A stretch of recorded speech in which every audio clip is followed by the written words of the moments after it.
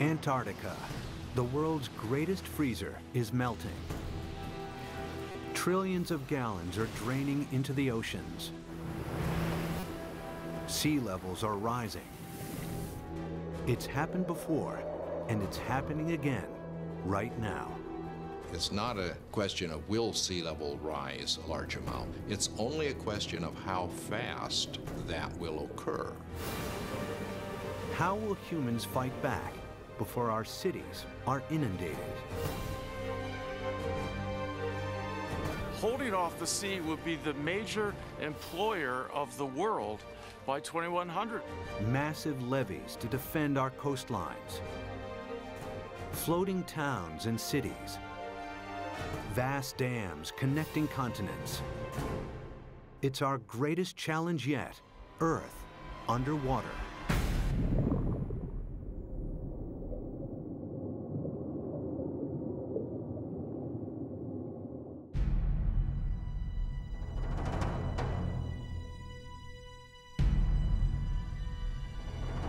This is New York in the 24th century. Sea levels have risen by 120 feet. Manhattan is flooded. What could cause such a terrifying scenario?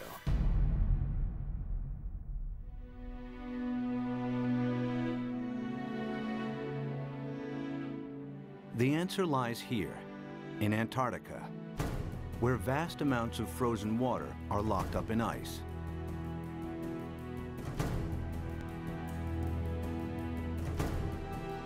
Some of Antarctica's ice sheets are more than 2 miles thick.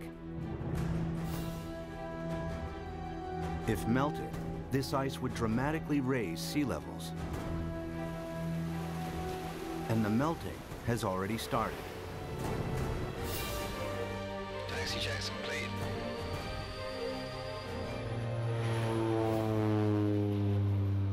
Scientists want to know how much frozen water the continent actually holds, and how much global sea levels will rise if it all melted.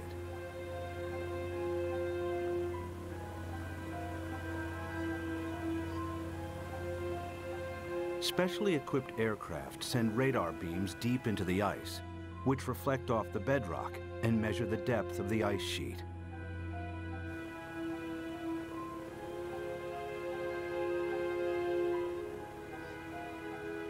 After hundreds of flights, they calculate that Antarctica contains over 90% of the world's ice. Together with Greenland, it's enough to raise global sea levels by an astonishing 230 feet. This is what North America would look like if all of the planet's ice melted. Europe would also shrink. London's Tower Bridge would become a solemn monument in the sea. Berlin would be flooded, as would Paris. But how likely is such a scenario? Is sea level rise reality or myth?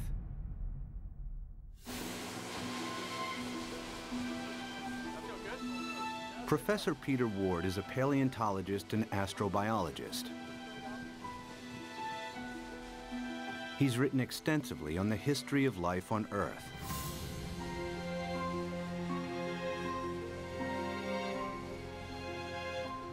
Today, Ward wants to know what would happen to our planet if sea levels rise foot by foot. Somebody give me a zip here. The journey begins in the Florida Keys, a chain of islands south of Miami.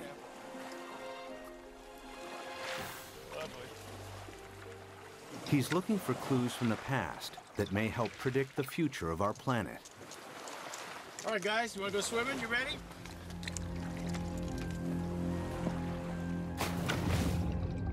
Just a few feet below sea level are banks of coral that have been at this location for over 4,000 years.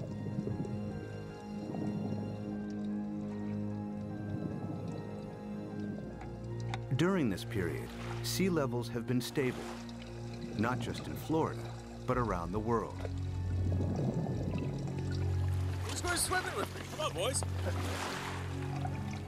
But it hasn't always been like this.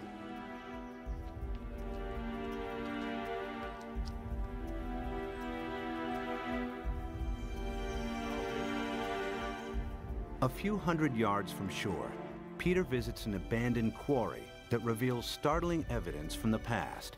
Oh yeah, beauty. Nice. Look at this dude. Sitting right in growth position, grew straight up. Very nice. I came here at a very young 23 years of age. Our professor brought us to this quarry and said, this is a perfect reef, and it is. Look at this big coral sitting right in place. This is how corals grow straight up. And not very far offshore from us, we have these same corals living in place. And these things have to live in at least 10 feet of water. So we're sitting here. There's not been any volcanism. Nothing has lifted Florida up. How could you get this coral this high up in the air now, unless you had sea level, at least another 10 feet above this? It was the first indication to me that sea level, which I knew had gone down and come up, but I had never thought that it could be higher than it is now. If history repeats itself, our coastal cities would be inundated. Sea level rise is not a myth. It could happen again, just as it's happened before.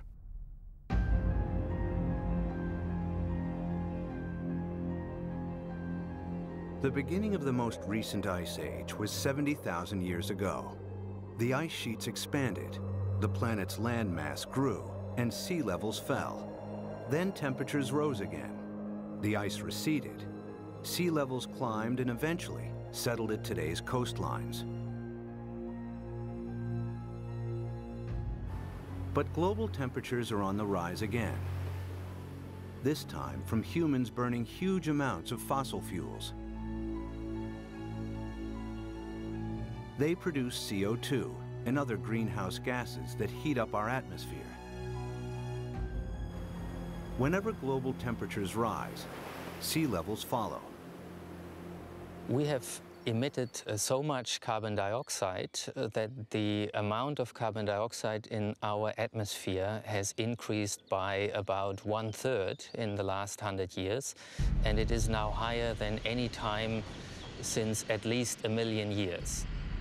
We expect about 3, 4, even 5 degrees centigrade warming in this century.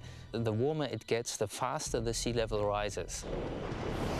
That means sea level rise will get faster and faster as we heat up the planet more.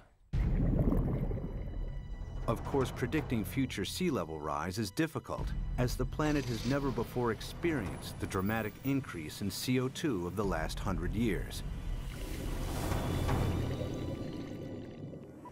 But Professor Rahmstorf's climate model predicts a maximum 6-foot sea level rise this century as higher temperatures kick in.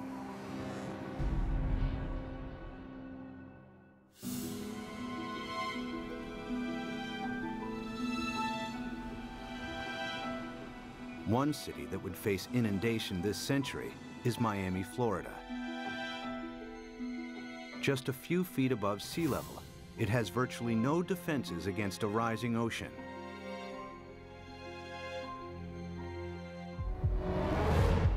After 1 foot of sea level rise, these beaches would be regularly flooded at high tide.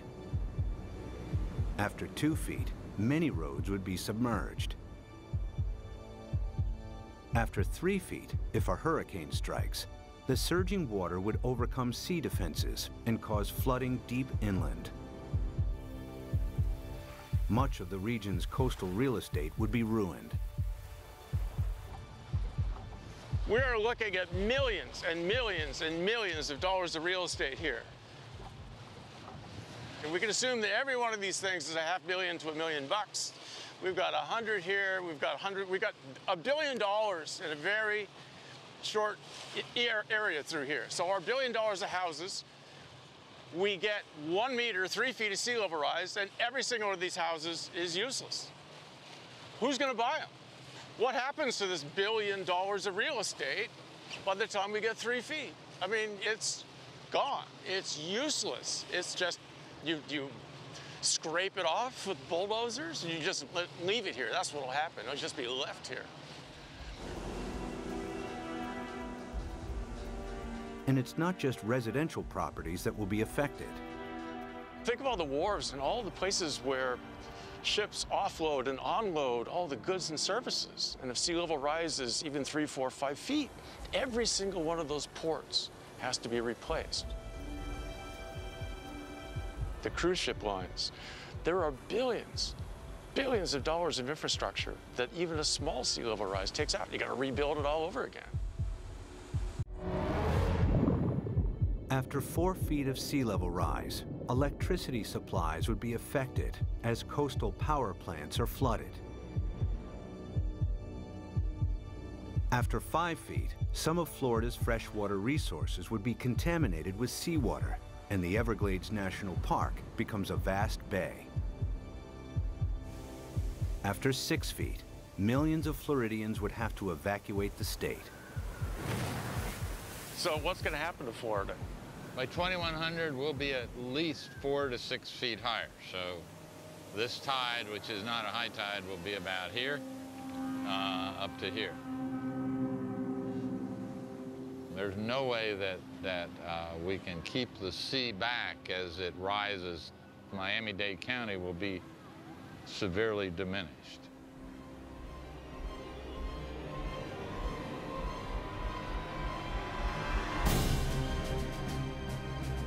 By 2100, after 6 feet of sea level rise, Miami would look like this.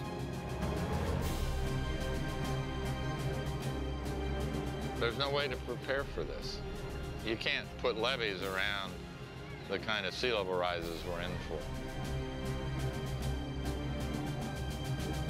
We're a city that's only a little over 100 years old.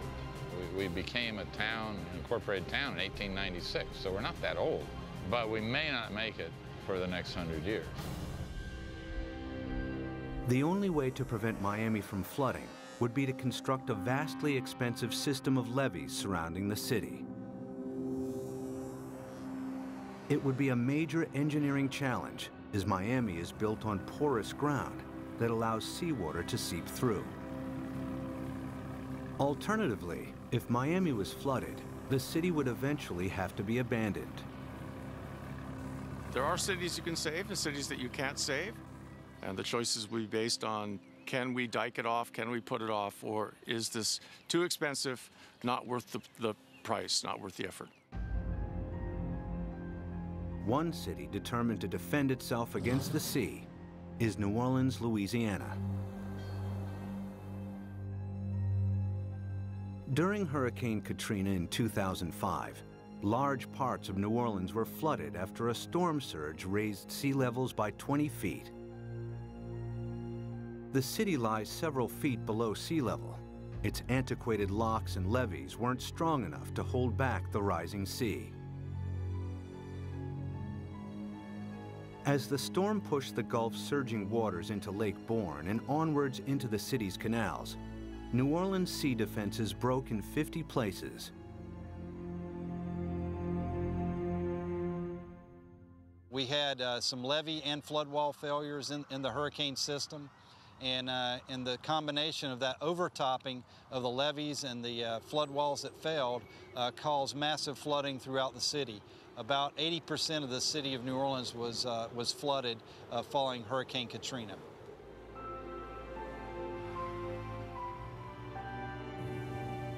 It took weeks before the floodwaters were pumped out and residents were able to return. Among them were Victory Wallace Taylor and her son Peter, who returned home to a badly damaged house. The flood was very bad. They wouldn't let us come and see about our house. It damaged my heart a little bit because I'm afraid for the flood. Like if the flood come in again, I don't know what to do because I think I might panic this time. I don't know. It is a hard pill to swallow, you see.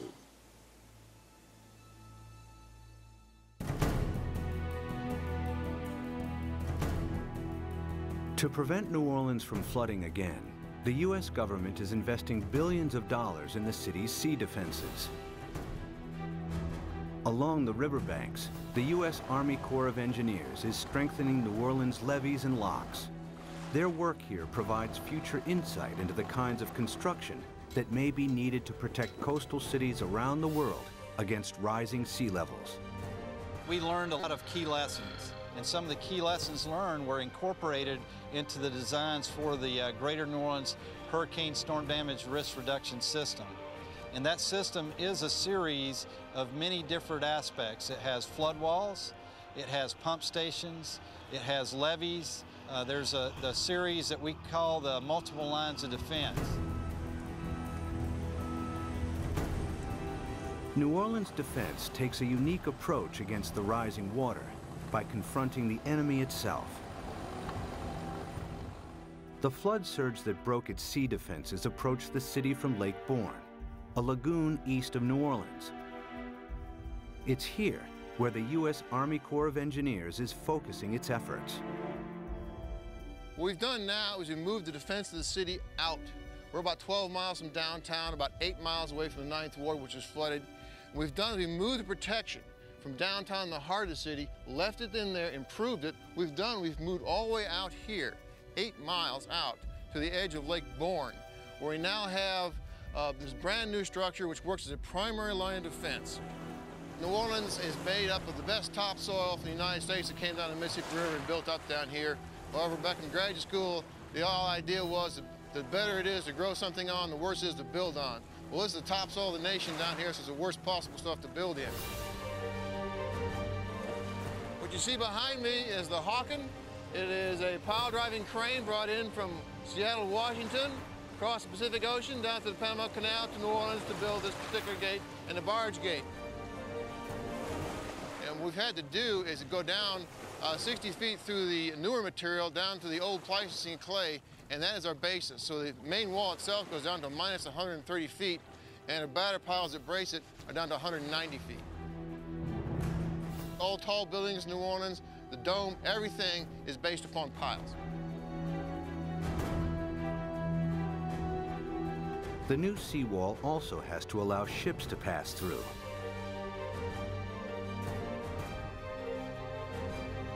Dry cofferdams are put in place to construct barge and sector gates. The concrete is poured, the dams are flooded, and the gates can be completed.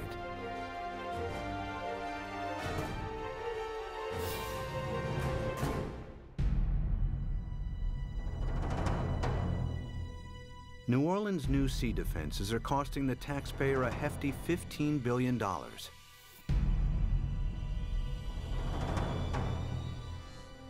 But their design only accounts for storm surges that build from sea levels today.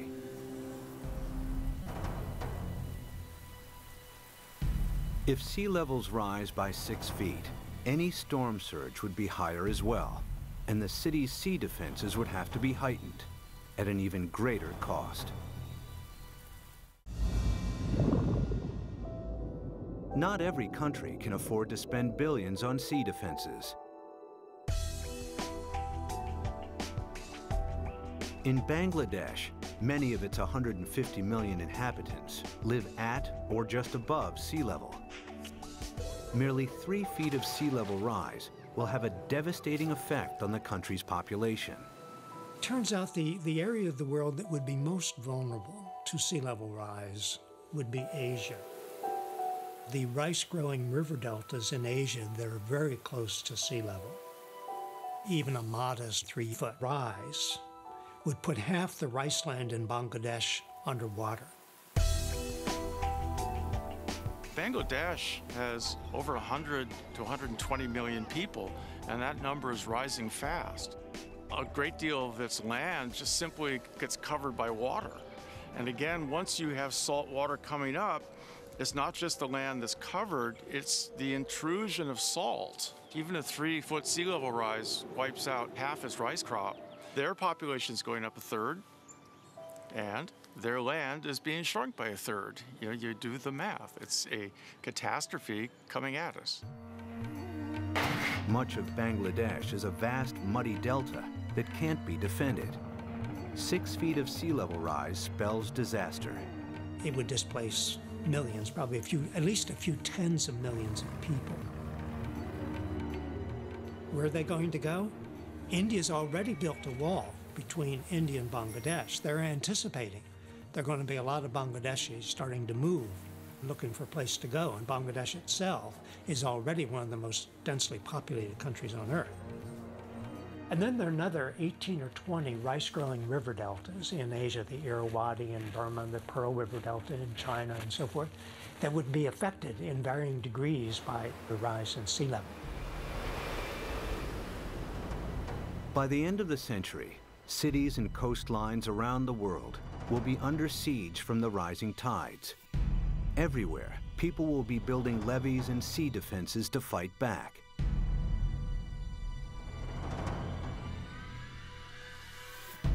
But sea level rise won't stop at 6 feet. They're likely to rise at an even faster rate. As the predicted melt of Greenland and Antarctica accelerates, exposed cities may not have time to build new sea defenses. Clues about the speed of future sea level rise are found during the time of the last ice age. As global temperatures rose, the planet's ice sheets melted into the sea. Sea levels increased by a staggering 390 feet until they settled at today's levels.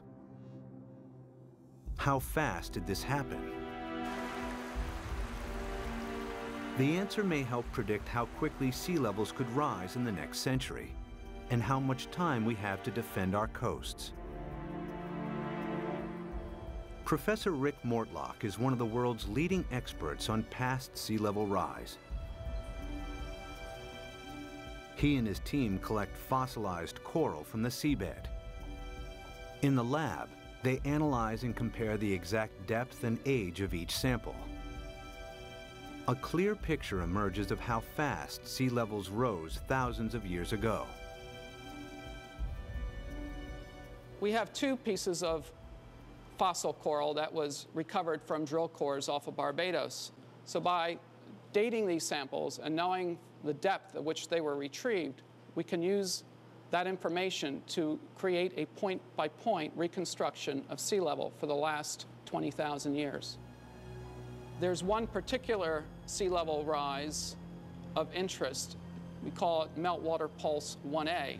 During that period of time, we believe sea level rose about 20 meters in 500 years, or about 4 to 5 meters per 100 years. If the same happens again, it would translate to as much as 16 feet of additional sea level rise in the next century. Factor in today's affairs, and the rise may be even faster. If we don't get emissions under control, the rate of sea level rise will keep accelerating. And so in the next century, it's not only that we get the additional 5 to 7 feet that we got the last century, that's going to happen, but we add on to that. So now we're looking by 2200, probably at least 15 feet above, and probably 20. By 2100, the cities will know that they are doomed. The coastal cities, anyway. If the oceans rose with accelerating speed, the planet's most exposed cities may not have time to build adequate sea defenses. Sea levels would rise by 16 feet per century. New Orleans could flood, followed by Miami. Miami's the worst off, and New Orleans, those are 2 cities that will have to be abandoned, I imagine. As southern Florida is lost to the sea, other coastal regions will also struggle to hold back the tides. Among them is the San Francisco Bay Area, with its 7.5 million people. The San Francisco Bay Area is particularly vulnerable to sea level rise because of our history. Although the bay is big, it's very shallow. 2/3 of it was less than 12 feet deep. So lots of it was filled and reclaimed. We're standing here on reclaimed land, and all of downtown San Francisco, the financial district, is on reclaimed land. We've already seen 7 inches of sea level rise in the bay over the past century. We know this because the longest continuously operating tide gauge in America is at the Golden Gate. So we have 154 years of data. We're just now beginning to realize with accelerated sea level rise, we're going to have to prepare and have a new plan for how we deal with it in the Bay Area. If sea levels rose by an additional 16 feet per century, hundreds of thousands of people would lose their homes in the Bay Area.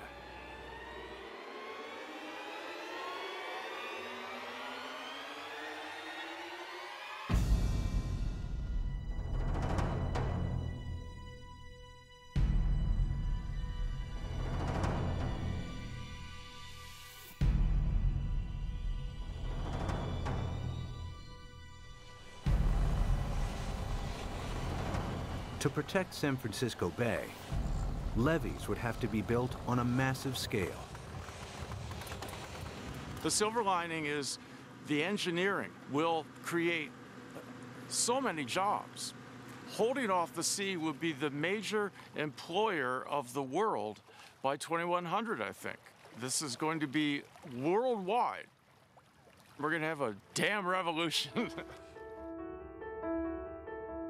The bay's entire coastline would have to be defended with levees in order to protect it.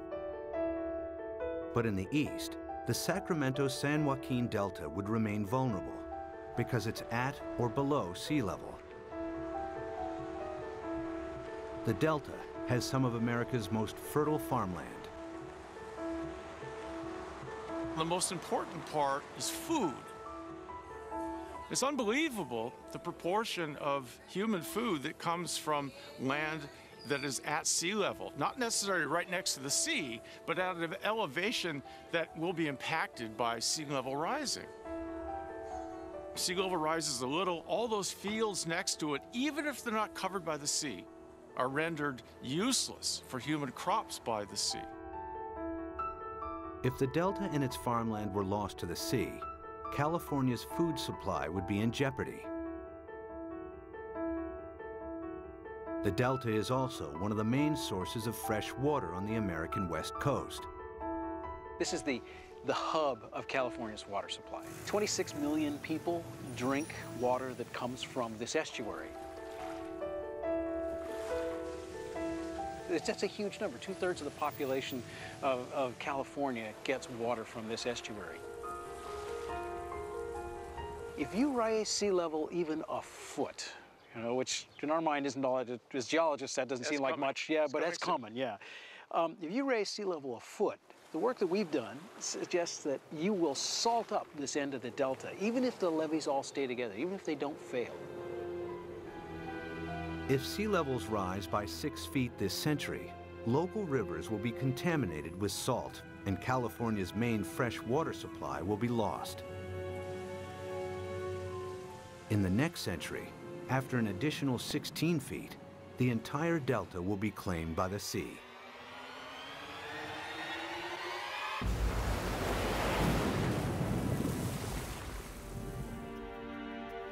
But there may be a way to defend both the Delta and San Francisco Bay. San Francisco is among the best, easiest to save. The most radical solution would be putting a big dam right across the bay under the Golden Gate Bridge. On the ocean side, the sea is about 130 feet deep. Building a dam would be controversial and would turn the bay into a freshwater lagoon. But at a time of intense sea level rise, some may consider this the best option.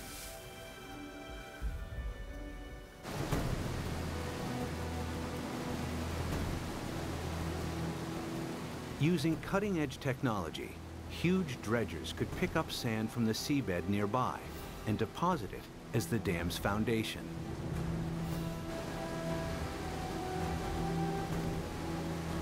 The dam's shallow incline would ensure maximum stability against earthquakes, breaking the power of the ocean waves with ease.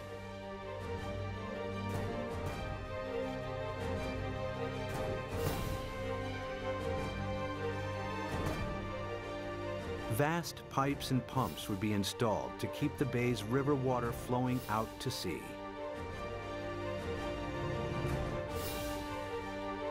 The Golden Gate Dam would cost $2.5 billion and could be heightened to deal with any sea level rise in the future. San Francisco and the Bay Area would be saved.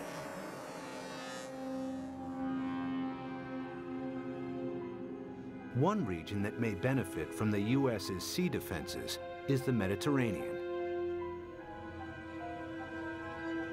It's flanked by countries both rich and poor that have thousands of years of history. The Mediterranean has a unique feature, a narrowing at its mouth. The Straits of Gibraltar are between 10 and 20 miles wide, stretching from southern Spain to Africa. A dam could keep the rising water of the Atlantic separate from the Mediterranean. There's been a plan since World War II, for instance, to put a dam between the Rock of Gibraltar and Morocco on the African side. A dam big enough that sea level rise does not affect the Mediterranean. But building a dam here has one major drawback. Every year, the Mediterranean loses 2 feet of sea level through evaporation that is compensated by the inflow of water from the Atlantic. The dam would cut this off. In the case that you build a dam in the Gibraltar Straits, there will not be the flow of water from the Atlantic. So in the case that you cut the flow, so there will be an evaporation, there will not be compensation, and there will be a permanent drop of the water level. After years of evaporation, the Mediterranean would turn into a stagnant saltwater lake. Eventually, the sea would dry out. And if then the sea level would rise, let's say another... Sea defense engineer Peter Janssen maps out possible solutions on how to keep the Atlantic flowing while building the world's largest super dam. I looked at the surroundings. I looked at what may be required to make a closure.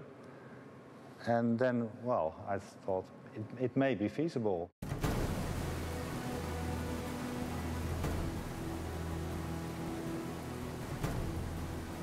One of Janssen's solutions is to use the same building techniques applied to the Golden Gates. The dam would be 20 miles long and tower 1,250 feet above the seabed, the same height as the Empire State Building.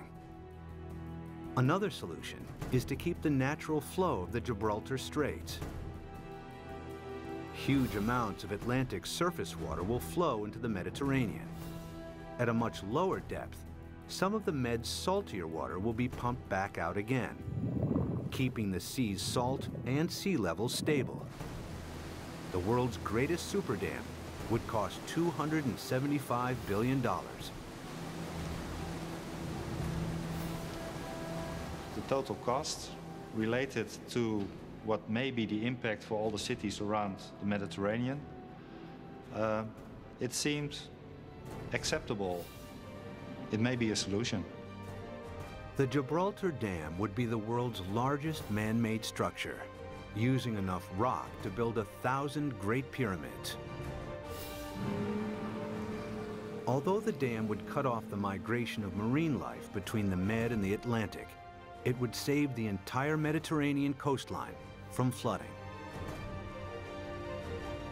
It's certainly technologically possible. The old cradle of civilization becomes really the center of civilization. They would be the last coastal cities never affected by sea level rising.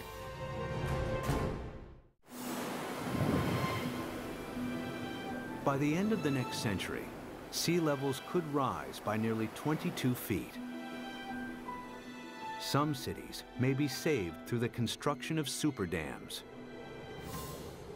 Others that can't be defended are lost to the sea. Exposed countries too poor to build defenses are flooded. Around the world, hundreds of millions are displaced. It's likely that by the 23rd century, the ice sheets will melt at an even faster rate, and that the oceans will rise with increasing speed. The planet's growing population and a continuing hunger for cheap energy could make it worse. The problem that I see again is the number of people. Every new person is going to want housing. Every new person is going to need food, obviously, and want transportation. Let's say that all of us cut our gas emissions. So 6.5 billion of us cut down by a third all our usage, and then we raise the population by a third. All those new people are just adding back to what we've cut away. Some scientists believe that our CO2 levels could quadruple over the next centuries. It would mean reaching CO2 levels last seen over 50 million years ago, when there was no ice on the planet and when sea levels were more than 230 feet higher than today. In the worst case, if we are so foolish as to burn all the fossil fuels so that carbon dioxide increases to more than 1,000 parts per million, then there's no question we will melt all the ice on the planet, which would mean a 75-meter or almost 250-foot rise in sea level. It's not millennia. It's not going to take thousands of years. The forcing of humans is so large that it will do the whole job within a timescale of centuries, I believe. This is the worst-case scenario. CO2 levels triple, global temperatures dramatically increase, and the Antarctic rapidly melts. The world's coastlines are eroded as sea levels rise by an additional 50 feet by the end of the 23rd century. One rich city that would struggle to defend itself is London, Western Europe's largest metropolis. Its main river, the Thames, is tidal, and water levels vary by up to 22 feet. The Thames barrier defends the city against storm surges from the sea. If a tide is unusually high, the barrier closes its gates, and inner London is protected. If sea levels rise by 6 feet, the barrier would have to be replaced by a huge seawall upstream. But if they rise by 50 feet per century, there may not be enough time to build adequate sea defenses. It would be a disastrous situation. It would mean you simply can't inhabit the coastal areas because you will have a continually changing sea level. So we really do not want to go down that path.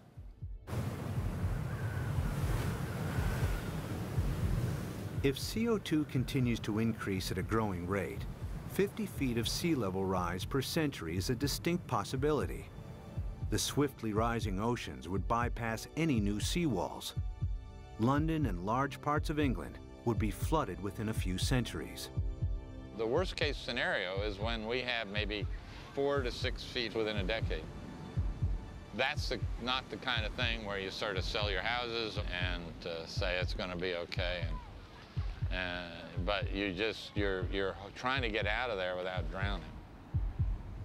It's going to challenge the existence of civilization. One of London's most famous landmarks, the Tower Bridge, would become a somber outpost in the sea. I mean, there would be a degree of panic that we cannot imagine as each country tried to figure out how it somehow could survive. Rising oceans would seep underneath obsolete levees or breach areas where there wasn't the time or money to strengthen seawalls. The rapidly rising sea levels would soon overwhelm large parts of continental Europe. By the time all of the Antarctic's ice has melted, Denmark, the Netherlands, and large parts of northern Germany and France will be lost.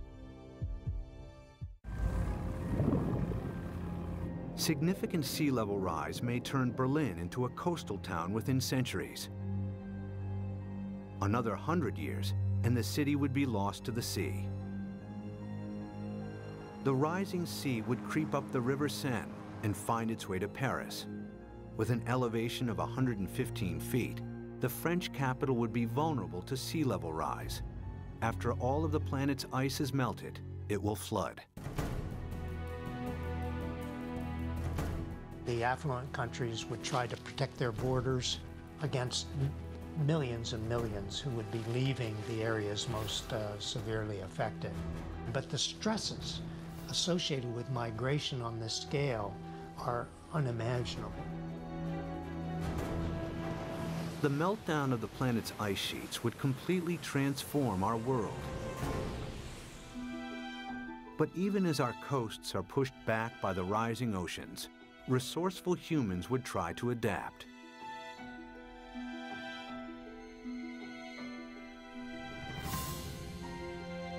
There are already plans to rescue New York.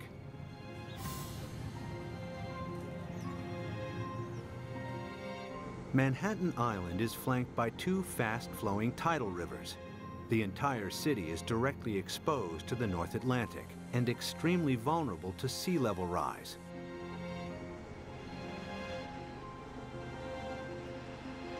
Professor Malcolm Bowman is an oceanographer and expert on the effects of sea level rise in New York. If the worst case scenario, the rapid meltdown of the ice sheet on Greenland, the West Antarctic ice sheet, were to happen extremely rapidly, the future of New York City is in peril. So the city has two options. One, either build massive defenses, or two, start evacuating the city and its population to higher ground. The flooding of New York's underground installations would only be the first in a series of catastrophic events. After the first 6 feet of sea level rise, parts of lower Manhattan would be submerged. If sea levels rise by 50 feet, the water would move into Times Square. Behind me is the Manhattan Bridge, with sea levels rising 250 feet. That bridge would have seawater lapping around the roadway. New York City as we know it would not exist.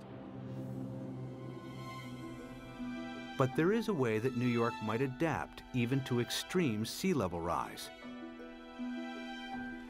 The idea is to build on water. Here in the Netherlands are several communities of floating houses. Koen Olthuis is a visionary architect who believes these houses are the beginning of a new trend in design and construction. So what you will see is that people go and design floating apartment buildings and really floating structures like 200 by 200 meters with roads on top of it and with cars on top of it and houses. Such floating cities could be built with a new lightweight material that's like a concrete sponge. The beauty about floating cities is that you don't have to protect them from nature. They just go on with nature, they live with nature. And they will just go up and down with the water. Olthuis has designed a seawall to protect Manhattan, with floating districts attached to it. New York, we're going to build a new Wall Street around it, around Manhattan. So we can redesign the city around it, or even having floating leisure around it, floating agriculture. A floating New York is still in the concept stage. But one day, this may be the solution for hundreds of coastal cities facing inundation. The best silver lining of the whole thing to me is that it will require a united world. A world war against sea level will have to bring all of the squabbling governments to act together. The sea doesn't care what your national boundary is. It's an equal opportunity flooder. We will have to, as a planet, come at this in a united fashion. Whether it's the construction of massive seawalls or super dams, sea level rise will happen. The question is not if, but how fast and how much our oceans will rise. Much will depend on our own CO2 emissions. Humans will need all their ingenuity to meet the world's greatest challenge yet. when 7 p.m. feels like this, you must be watching the National Geographic Channel.